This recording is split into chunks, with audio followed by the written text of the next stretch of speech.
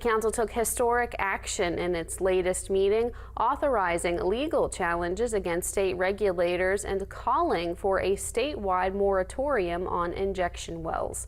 Last night's lengthy City Council meeting drew a standing room only crowd concerned with what many residents and council members believe is a serious threat to their local environment.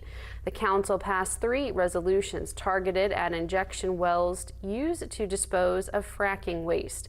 Resolution 79 calls for the creation of a special committee to study the issue. Resolution 80 authorizes the city law director to file a writ of mandamus against the Ohio Division of Natural Resources about the permit for one proposed well. Resolution 81 calls on the state legislature to pass a statewide 3-year moratorium on injection wells. Ward 4 Councilwoman Erin O'Neill praised City Council for taking a firm stance on behalf of their constituents. From here on out, Marietta will no longer stand by and allow ourselves to become a dumping ground for other people's waste.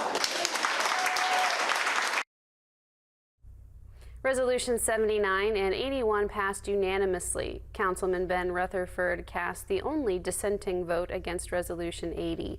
Rutherford says he still believes the city should have more information before filing a writ of mandamus. Many members of the public spoke during the public comment segment of the meeting and were adamant in their support for council's actions.